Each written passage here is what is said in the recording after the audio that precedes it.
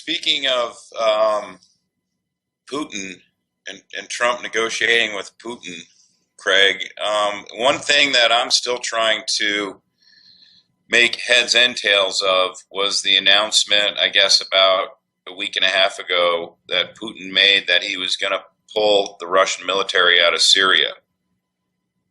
And we were wondering what your take is on that, or if you can help us make some sense of it. Well, yes, this is a brilliant stroke, in my view. Putin has done, he's had just one amazing, brilliant stroke after the other. You may remember it was last September, I think on the 28th, at the UN meeting, and Putin said that we can no longer tolerate the state of affairs of the world. 2 days later, he's taken over the war against ISIS. Just caught everybody off guard. 5 months later, he's completely destroyed the Islamic State as a military force. They can no longer put an army in the field. All of their financing is destroyed. He destroyed their oil sales to Turkey. All their arms depots that we provided them have been destroyed. At best now, there's some kind of isolated terrorist.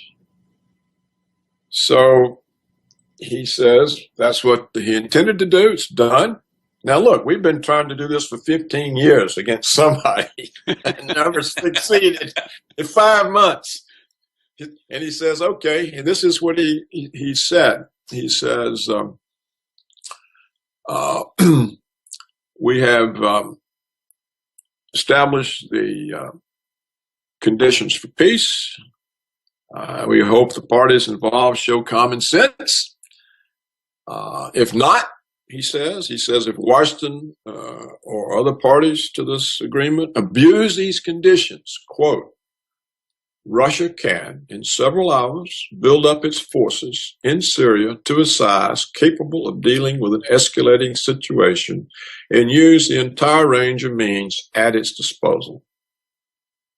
So he said, you know, it only takes us several hours. We're back. So we hope you show common sense. Now, what the neocons have tried to do, they've tried to say that Putin's withdrawal, oh, see, he's weak, he's pulling out. Well, that's not what Putin said. He didn't say anything like that. He said, okay, we've created, the exact quote, we have created the conditions for peace in Syria. We hope the parties involved would show common sense. If Washington abuses these conditions, Russia can, in several hours, build up its forces in Syria to a size capable of dealing with an escalating situation and use the entire range of means at its disposal. Our uncompromising attitude to terrorism remains unchanged. So, that's serious. You know, what else does he need to say? I think with the rise of Russia, this is another good thing to be hopeful about, because it means there's now a constraint on American unilateralism. It won't be as easy for Washington, for the neocons in Washington, for the military security complex to keep their federal monies flowing into their profits. It won't be as easy now for them to go set up some country for attack. You remember now, it was Putin that blocked the attack on Syria. Yes. It was Putin who blocked the attack on Iran. And so this is the reason that the neocons hate him so much. It's the reason for Ukraine.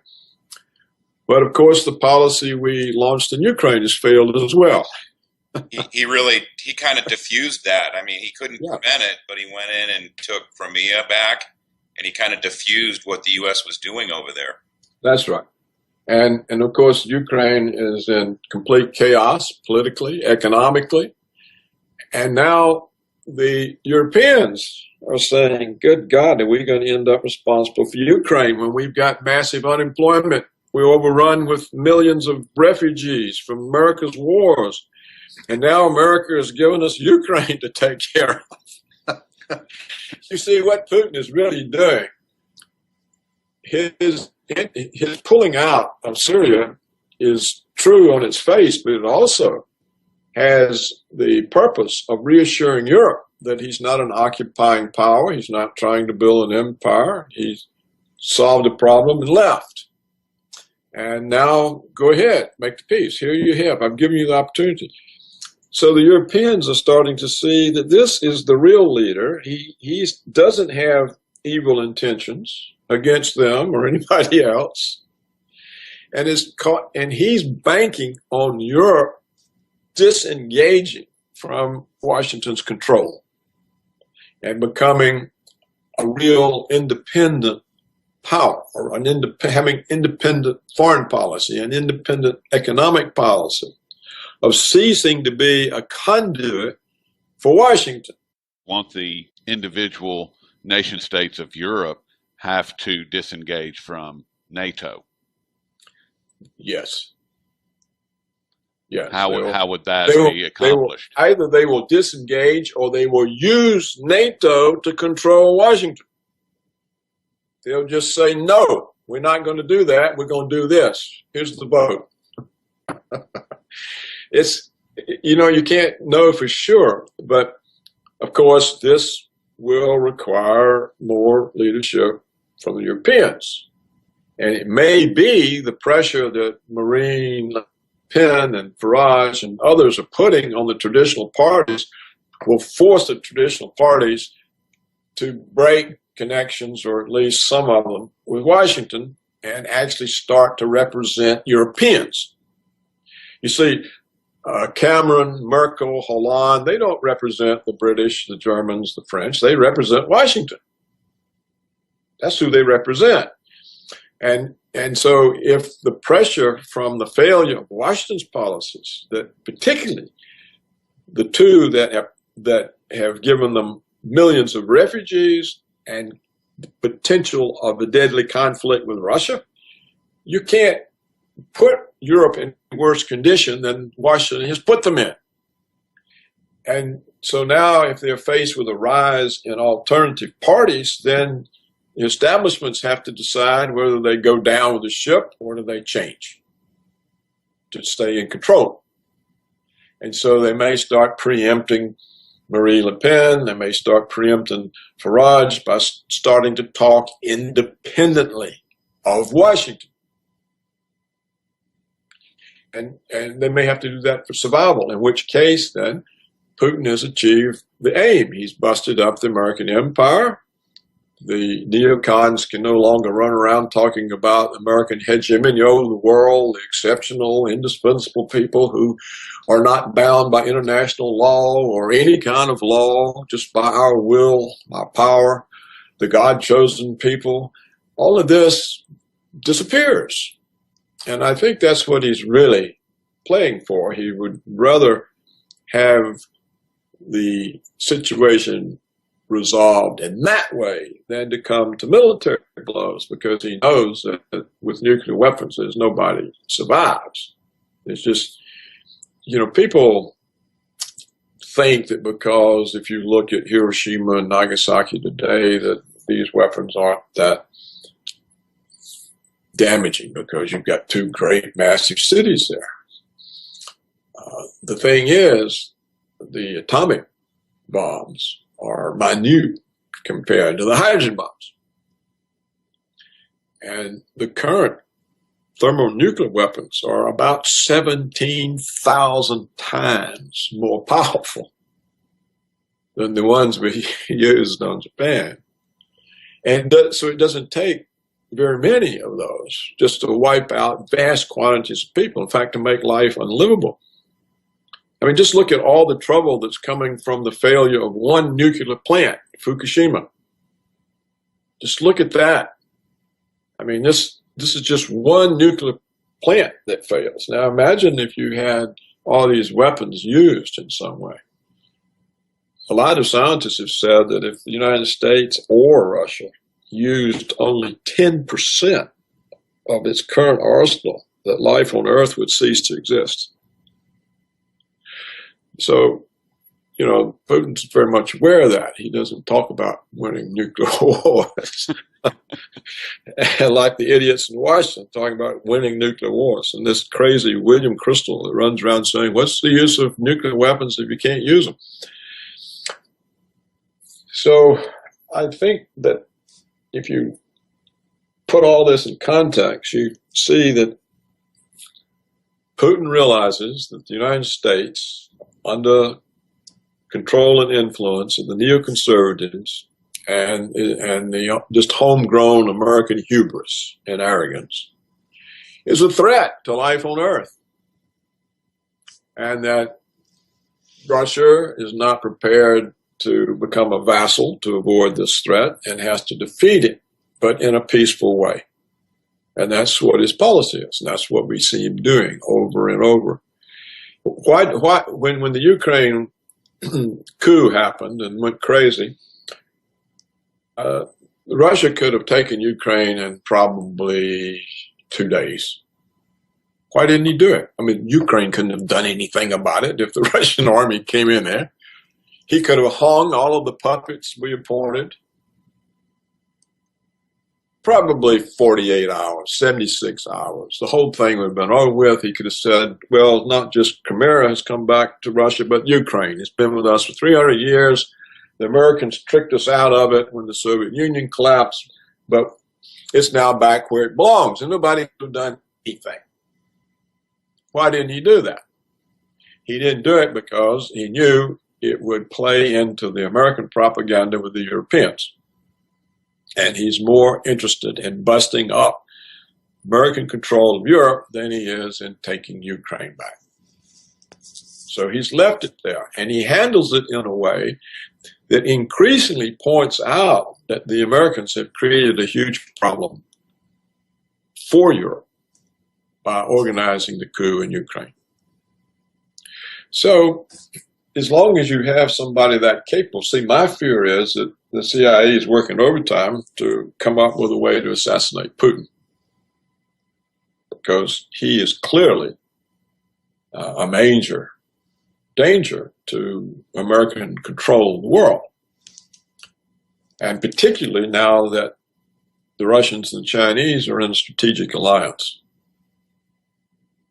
I mean, really, if you think about it, the United States is not a match for the combination of Russia and China. So all of this can work to encourage political leadership in the West, not just in Europe, but here.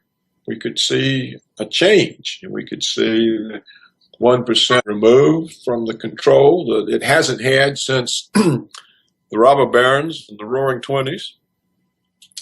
And we could see a return of the kinds of regulation that makes capitalism workable for everybody and not just for the 1%. And if we don't get that, we're basically finished as a country.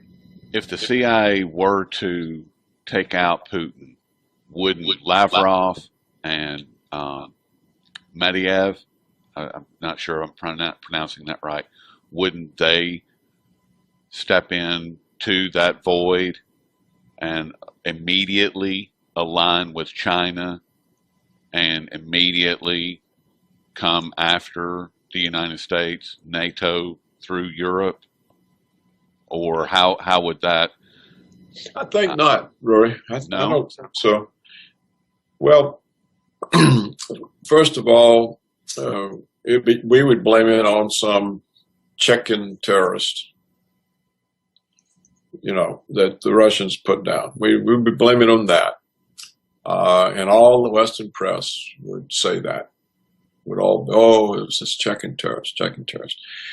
The Russians might know different, but do they want a nuclear confrontation over it? Because as much damage as they can do to us, what do you gain if everybody's dead? So it's unlikely that they would strike back in anger.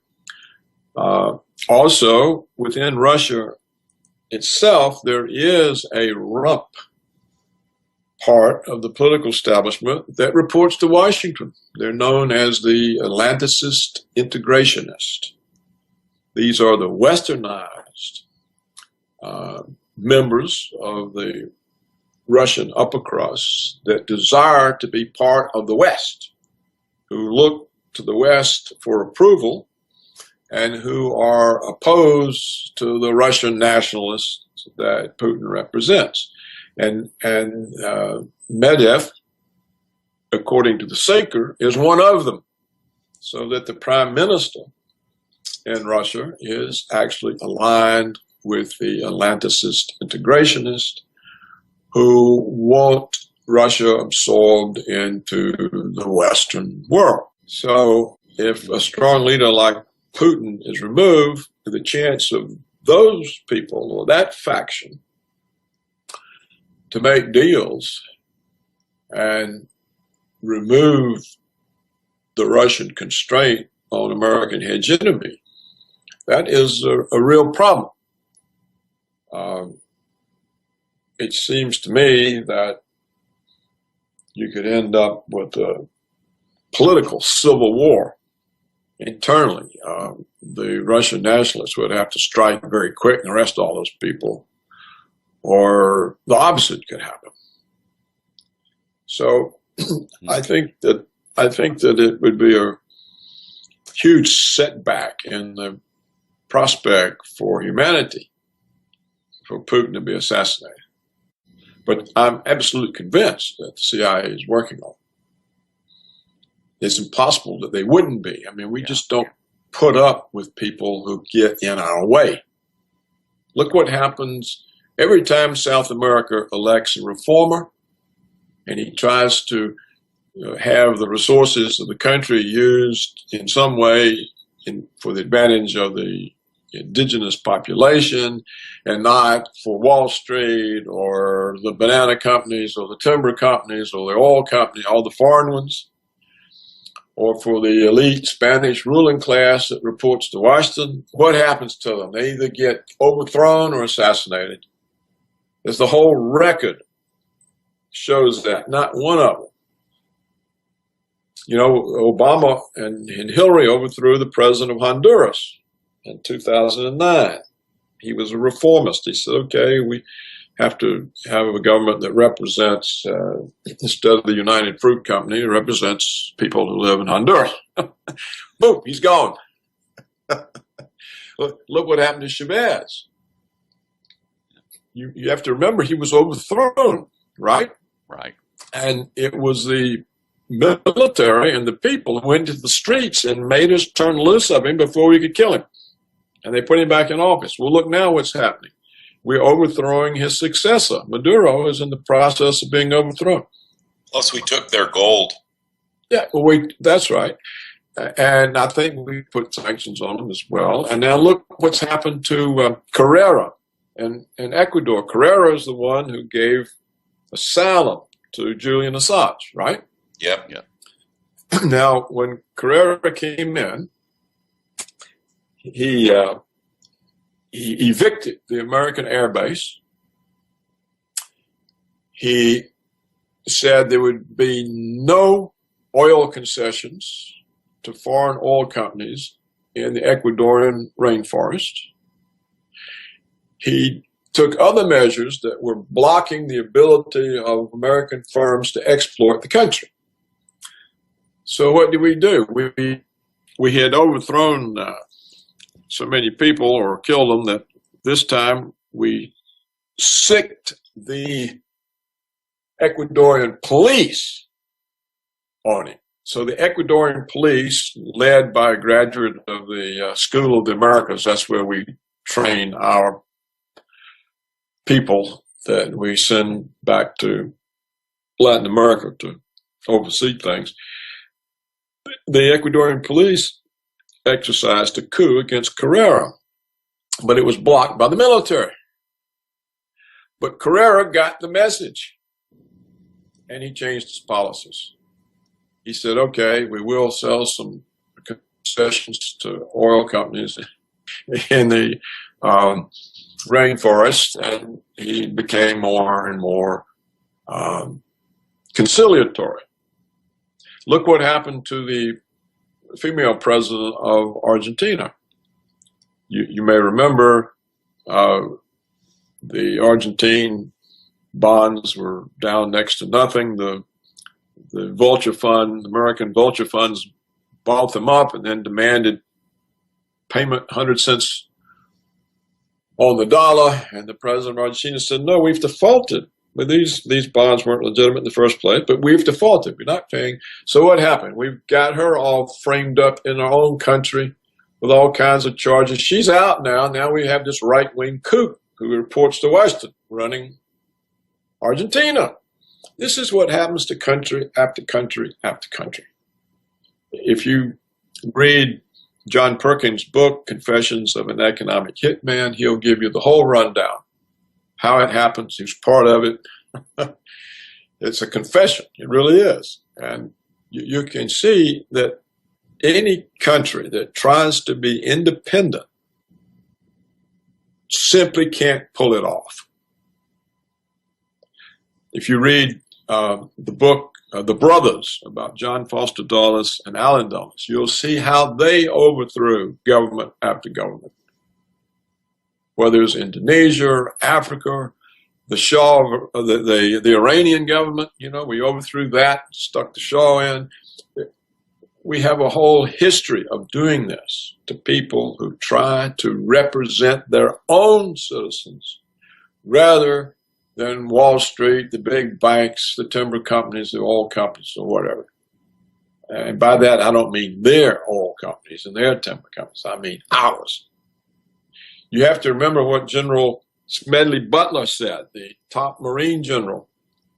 He said that I was a mercenary for the United Fruit Company, for Wall Street.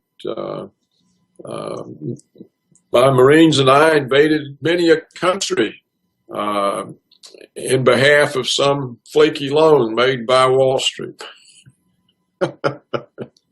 It's called War is a Racket. Yep. You have to read it. This is the top general saying that I was a strong arm mafia man for the American 1%. That's what the Marines did. Hitmen for the United Fruit Company or for some lousy loan by the banks. Well, this is our record. And we don't know how to behave any differently, especially for the last 20-something years when there was no check on our power because of the collapse of the Soviet Union and the collapse of Mao. So this new world where China seems to be independent and where Putin has restored Russian independence, it's not welcome. We don't like it. We figure we can somehow handle China if we can get Russia out of the way. So if I was Putin, the Russian government, I would be very, very much aware that there's an assassination in the works.